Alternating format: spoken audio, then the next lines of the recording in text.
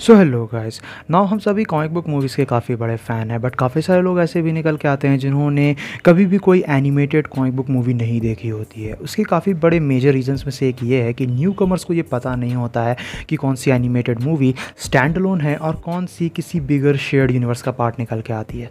आज की इस वीडियो में तुम्हें उसका एक कह सकते हो कि सर्टेन सॉल्यूशन देखने को मिल जाएगा। आज की इस वीडियो में मैं 10 ऐसे ही कॉमिक बुक एनिमेटेड मूवीज़ की बात करने वाला हूँ जो kind of their own thing निकल के आती हैं, जो बिगनर्स के लिए परफेक्ट हैं, जिन्हें तुम बिना किसी डिफरेंट मूवी के देखे आराम से एंजॉय कर सकते हो। सो ये वीडियो सच में काफ़ी ज़्यादा इंटरेस्टिंग होने वाली है। Without wasting any more time चलिए शुरू कर लेते हैं आज के इस अमेजिंग वीडियो को। Number 10, Superman Man of tomorrow. Superman Man of tomorrow हमें बेसिकली सुपरमैन के ओरिजिन की एक रीटेलिंग देखने को मिली है इन अ मोर मॉडर्न वे, जहाँ बेसिकली अगर देखा जाए तो मैन ऑफ टुमारो वर्स जो डीसी का एक नया एनिमेटेड यूनिवर्स है उसकी पहली मूवी निकल के आती है। सो बेसिकली तुम इस मूवी के अंदर राइट एंड जंप कर सकते हो और इसे डेफिनेटली एक स्टैंड अलोन टाइटल की तरह एंजॉय कर सकते हो। जस्ट लाइक आयरन मैन का जो पहला पार्ट 2008 में हमें देखने को मिला था, वो टेक्निकली मार्वल का कोई पहली मूवी निकल के नहीं आती है, बट वो मार्वल सिनेमैटिक यूनिवर्स का फर्स्ट प्रोजेक्ट था। इस वजह से तुम उसमें डायरेक्टली जंप इन कर सकते थे विदाउट वरिंग अबाउट कि तुमने पुरानी movies such as Ghost Rider या ब्लेड देखी हो या ना। मैन ऑफ टुमारो के साथ भी सिमिलर केस निकल के आता है। It's a really good and a decent story जिसके अंदर तुम्हें कह सकते हो कि काफ़ी बेहतरीन एक्शन सीक्वेंसेस देखने को मिलते हैं। And if you love minor characters like Marshman Hunter and Lobo, तो उनका भी तुम्हें काफ़ी अच्छा खासा रोल इस मूवी के अंदर देखने को मिल जाएगा। और सुपरमैन मैन ऑफ टुमारो ही इवेंचुअली बेसिकली टुमारो वर्स को किक स्टार्ट करती है, जिसके बाद आगे चल के हमें जस्टिस सोसाइटी वर्ल्ड वॉर 2 और बैटमैन लॉन्ग हेलोवीन जैसे शानदार टाइटल्स देखने को मिले हैं। तो अगर तुम वो मूवीज़ चेकआउट करना चाहते हो तो मैन ऑफ टुमारो तुम्हें चेकआउट करना ज़रूरी है। एंड एक स्टैंड अलोन मूवी के तौर पे भी ये काफ़ी ज़्यादा बेहतरीन निकल के आती है। Number 9, ultimate Avengers. अब अल्टीमेट एवेंजर्स बेसिकली हमें एक स्टैंड अलोन मूवी देखने को मिली है जिसके 2 पार्ट्स निकल के आते हैं, and that's basically an adaptation of the Ultimate Avengers comic, जहां बेसिकली हमें देखने को मिलता है कि निक फ्यूरी एवेंजर्स को असेंबल करता है to fight against this alien threat. और जो 2012 में हमें एवेंजर्स की लाइव एक्शन मूवी देखने को मिली थी, वो इस एनिमेटेड मूवी को एज ए रेफरेंस काफ़ी ज़्यादा यूज़ करती है, जिसकी वजह से तुम्हें कुछ फेयर कंपेरिजन्स और सिमिलैरिटीज़ देखने को मिल जाएंगे।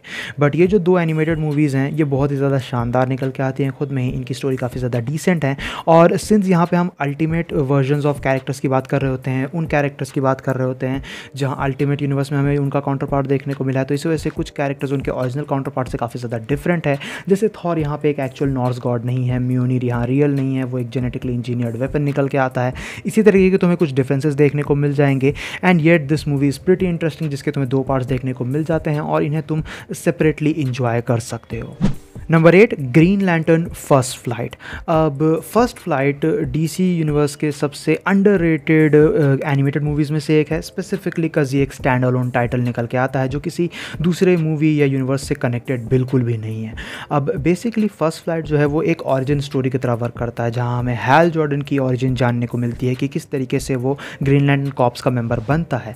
और क्योंकि ग्रीन लैंटर्न से रिलेटेड हमें काफ़ी कम मीडिया देखने को मिला है, काफ़ी कम अडेप्टेशन देखने को मिला है, this is one of their finest work, जहाँ बेसिकली हम कह सकते हो कि उस हैल जॉर्डन के इंटरगैलेक्टिक एडवेंचर्स को फॉलो करते हैं, और हमें ये भी देखने को मिलता है कि वो बाकी ग्रीन लैंटर्न्स के साथ अपने फेलो टीम वर्कर्स के साथ किस तरीके से न्यू रिलेशन डेवलप करता है। और इसी बीच हमें कुछ काफ़ी सारे डोप सीक्वेंसेस भी देखने को मिलता है, और इसका एनिमेशन स्टाइल भी काफ़ी ज़्यादा बेहतरीन है। सो अगर तुम ग्रीन लैंटर्न के बारे में कुछ भी नहीं जानते हो तो तुम ये मूवी डेफिनेटली चेकआउट कर सकते हो। ये एक स्टैंड अलोन टाइटल है जिसे तुम डेफिनेटली इंजॉय करोगे, स्पेसिफिकली अगर तुम्हें इंटरगैलेक्टिक लेवल की चीज़ें पसंद है तो। Number 7, Hulk versus. अब बेसिकली हल्क वर्सेस कह सकते हो कि हमें 2 मिनी आर्क्स का बना हुआ एक कंप्लीट मूवी देखने को मिला है, which is probably my favourite Marvel animated movie, जहाँ बेसिकली अगर देखा जाए तो ये उन लोगों के लिए परफेक्ट है जो बेसिकली हल्क को एक्शन में देखना चाहते हैं। अब अगर तुम्हें ऐसा लगता है कि लाइव एक्शन के अंदर हल्क को सही से पोर्ट्रे नहीं किया जाता है, then this is the perfect movie for you, क्योंकि इस मूवी के अंदर हमें basically 2 mini arcs kind of देखने को मिलते हैं, जहाँ हल्क का सामना होता है थॉर और वुल्वरीन से इन सेपरेट ओकेजन्स। और ये मूवी टोटली एक्शन पैक निकल के आती है। इसके अंदर हमें कुछ काफ़ी बेहतरीन एक्शन सीक्वेंसेस देखने को मिले हैं, जिसके साथ ही साथ स्टूडियो मैड हाउस ने भी इसके ऊपर कह सकते हो कि थोड़ी इन्वॉल्वमेंट दिखाई है। उन्होंने भी फाइट सीन्स वगैरह को एनिमेट करने में हेल्प किया है, जिनके बारे में अगर तुम्हें नहीं पता तो उन्होंने मॉन्स्टर हंटर और फ्री रेंज जैसे शानदार एनिमे शोज़ के ऊपर काम किया है। So this is definitely worth checking out. It is probably my favourite Marvel animated movie. And अगर तुम्हें कह सकते हो कि कुछ बेहतरीन एक्शन रिलेटेड देखना है तो तुम इसे डेफिनेटली चेकआउट कर सकते हो। It is completely a standalone title. Number 6, Batman the Dark Knight Returns. अब Batman the Dark Knight Returns भी अल्टीमेट एवेंजर्स की तरह 2 पार्ट्स में डिवाइडेड है, जो बेसिकली अडेप्टेशन निकल के आते हैं the Dark Knight returns comic की, जहां बेसिकली हमें देखने को मिलता है कि बैटमैन अब 50 साल का एक ओल्ड ब्रोकन और स्ट्रेस्ड विजिलेंटे है, और इसकी जो कह सकते हो कि ओवरऑल स्टोरी टेलिंग है वो तुम्हें बैटमैन वर्सेस सुपरमैन से काफ़ी सिमिलर देखने को मिलेगी, क्योंकि वो मूवी भी लूजली इसी कॉमिक के ऊपर बेस्ड थी। लेकिन the Dark Knight returns is a far better adaptation of that, क्योंकि ये हमें फार कॉमिक एक्यूरेट देखने को मिली है। इसके अंदर भी तुम्हें बैटमैन और सुपरमैन से रिलेटेड काफ़ी सारे मॉरल कॉन्फ्लिक्ट्स देखने को मिल जाएंगे। इस मूवी के अंदर ग्रीन एरो का भी एक काफ़ी अच्छा खासा रोल हमें देखने को मिला है, एंड ओवरऑल फ्रैंक मिलर का जो बैटमैन है उसे जिस तरीके से पोर्ट्रे किया गया है ना, वो नियरली परफेक्ट निकल के आता है। सो डेफिनेटली तुम्हें Batman the Dark Knight Returns check out करनी चाहिए, इनके दोनों पार्ट्स चेकआउट करने चाहिए। ये दोनों ही स्टैंड अलोन मूवीज़ हैं और दोनों ही काफ़ी ज़्यादा शानदार निकल के आती हैं, specifically if you are already familiar with the characters. Number 5, Spiderman into the Spiderverse. I know almost तुम में से मैक्सिमम लोगों ने हो सकता है कि ये मूवी ऑलरेडी देख रखी हो, because it's pretty popular, but फिर भी अगर तुम उनमें से एक हो जिन्होंने इनटू द स्पाइडरवर्स चेकआउट नहीं किया है, देन यू डेफिनेटली शुड। ये बाय फार मार्वल की सबसे बेस्ट एनिमेटेड मूवी निकल के आती है, not my most favourite, but इसके हमें अभी तक 2 पार्ट्स देखने को मिले हैं, एंड इसका 3rd पार्ट भी हमें जल्दी देखने को मिलने वाला है। So it's a good time to catch up, जहाँ basically Spiderman into the Spiderverse में हम माइल्स मोरालेस के स्पाइडरमैन को फॉलो अप करते हैं इंस्टीड ऑफ पीटर पार्कर, और हमें उसकी जर्नी देखने को मिलती है कि वो किस तरीके से अपनी न्यू आइडेंटिटी को संभालता है और उसमें कह सकते हो कि फिट इन होने की कोशिश करता है। लेकिन साथ ही साथ इसमें मल्टीवर्स का एंगल भी मौजूद है, जो स्पाइडरवर्स के पूरे ट्विस्ट को इसके साथ जोड़ता है, और हमें काफ़ी सारे नोन कैरेक्टर्स के डिफरेंट वर्जन्स देखने को मिलते हैं, और उसी के साथ साथ हमें कुछ स्पाइडरमैन के डिफरेंट वर्जन्स के सबसे बेस्ट इटरेशंस भी देखने को मिलते हैं इन 2 मूवीज़ के थ्रू। अगर तुमने इनटू द स्पाइडरवर्स और अक्रॉस द स्पाइडरवर्स चेकआउट नहीं की है somehow, then you should definitely go for it. They are absolutely amazing and visually stunning. Number 4, Superman Batman public enemies. अब बेसिकली ये भी हमें एक stand alone comic book animated movie देखने को मिली है, based of public enemies comic, जहाँ basically हमें देखने को मिलता है एक ऐसी रियलिटी जहाँ लेक्स लूथर अब यूएस का प्रेसिडेंट बन चुका है, और वो basically government employed super heroes की एक टीम क्रिएट करता है, जहाँ तुम्हें power girl, captain atom, major force जैसे कैरेक्टर्स देखने को मिल जाएंगे, जिनसे डीसी फैंस काफ़ी ज़्यादा अच्छे तरीके से फेमिलियर हैं। और हमें देखने को मिलता है कि इसी ओवरऑल कह सकते हो कि रेड को लेके, इसी ओवरऑल सिस्टम को लेके किस तरीके से बैटमैन और सुपरमैन के कैरेक्टर्स पूरी तरीके से रिफ्यूज़ करते हैं, उनका हमें एक डिफरेंट ही माइंडसेट देखने को मिलता है इन सभी चीज़ों को लेके। And obviously Lex being Lex, basically वो सुपरमैन को फ्रेम करने की कोशिश करता है as a bad guy, and overall this movie is brilliant. इस मूवी के अंदर तुम्हें कुछ बहुत ही ज़्यादा तगड़ी स्टोरी टेलिंग देखने को मिल जाती है, और कुछ काफ़ी बेहतरीन एक्शन सीक्वेंसेस भी मौजूद हैं। Overall if you are a fan of DC Comics, you should definitely check this one out.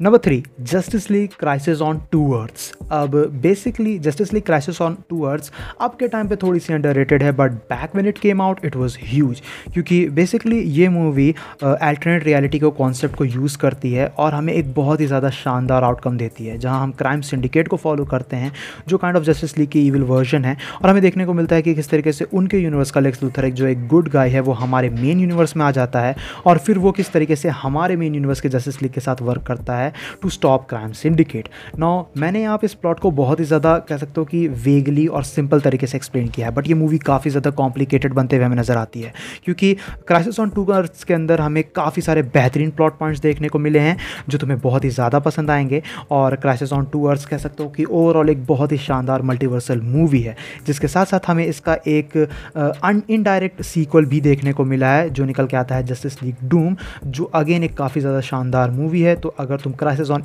2 earth's checkout करते हो तो तुम्हें वो भी चेकआउट करनी चाहिए। They both are absolutely amazing. Number 2, Batman Under the Red Hood. Under the Red Hood भी एक कम्प्लीटली स्टैंड अलोन प्रोजेक्ट निकल के आता है, जो डीसी के सबसे बेस्ट एनिमेटेड मूवीज़ में से एक है। Shit, in general one of the best comic book movies में से एक है, जहाँ हमें बेसिकली वही फेमस स्टोरी लाइन फॉलोअप होते हुए नजर आती है जिस तरीके से कॉमिक्स में हमने देखा है, जहाँ इस मूवी के अंदर जोकर बेसिकली जेसन टॉड के रॉबिन को मार देता है, which later leads to the involvement of Ras al Ghul, और हमें बेसिकली रेड हुड नाम के एक विजिलेंटे का कह सकते हो कि राइज अप होते हुए नजर आता है गॉथम सिटी के अंदर। And honestly without even reaching this movie is a pure masterpiece, जहाँ बेसिकली अगर देखा जाए तो Batman Under the Red hood एक बहुत ही ज़्यादा शानदार साइकोलॉजिकल डायनेमिक को ऐड करती है बैटमैन के कैरेक्टर को लेके और उसके साइड किक को लेके, जहाँ से बेसिकली अगर देखा जाए तो राइटिंग के मामले में ये मूवी 10 आउट ऑफ 10 है।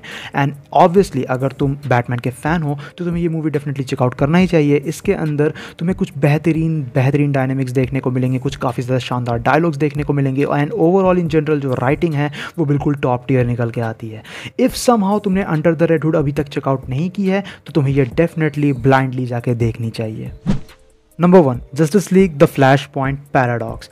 नाउ जस्ट लाइक प्रीवियसली अपने बात की सुपरमैन मैन ऑफ टुमारो की, जो बेसिकली टुमारोवर्स को स्टार्ट करता है, उसी तरीके से फ्लैश पॉइंट पैराडॉक्स बेसिकली जो प्रीवियस यूनिवर्स एग्जिस्ट करता था टुमारोवर्स से पहले, डीसी का एनिमेटेड यूनिवर्स, उसे स्टार्ट करने का काम करता है। Flash point paradox flash point comic की एडेप्टेशन है and this is also a 10 out of 10 movie in my opinion, जहाँ बेसिकली हमें देखने को मिलता है कि किस तरीके से बैरी एलन जो है अपनी रियलिटी को चेंज करता है एंड ही फक्स अप एवरीथिंग, जिसके बाद वो एक ऐसा डार्क यूनिवर्स क्रिएट कर देता है जहां हमें हर कैरेक्टर के काफ़ी सारे डिफरेंट इटरेशन देखने को मिलते हैं and then the whole movie become this huge chaos. जिस बेसिस से अगर देखा जाए तो फिर इसी मूवी के बाद आगे चल के हमें डीसी के एक न्यू एनिमेटेड यूनिवर्स का क्रिएशन होते हुए भी नज़र आता है, जिसकी जो कह सकते हो कि मूवीज़ हैं उनके ऊपर एक क्रोनोलॉजिकल जो पूरा उनका ऑर्डर है उसके ऊपर मैंने एक सेपरेट वीडियो बना रखी है, वो वीडियो तुम चेकआउट कर सकते हो। बट या justice league the flash point paradox तुम्हें डेफिनेटली चेकआउट करनी चाहिए। ये कह सकते हो कि एक बहुत ही ज़्यादा complicated and well written story है जिसके अंदर तुम्हें कुछ बहुत ही ज़्यादा different and out of box iteration देखने को मिलते हैं नॉन डीसी कैरेक्टर्स के and this is definitely one of the best comic book movies to ever exist. So guys ये थी वीडियो 10 ऐसे kind of stand alone animated comic book movies के ऊपर जो तुम अभी चेकआउट कर सकते हो without worrying about any connection और शेयर्ड यूनिवर्स। वीडियो पसंद आए तो वीडियो को अपना थम्स अप देना, दोस्तों के साथ शेयर करना, चैनल पे इनकेस अगर कहीं से भी नया हो तो चैनल को जरूर से सब्सक्राइब भी कर लेना। मेरे इंस्टाग्राम को भी तुम चेकआउट कर सकते हो, link is in the description. मैं मिलता हूँ तुमसे ऐसे किसी नेक्स्ट वीडियो में। Till then bye, stay tune, stay awesome.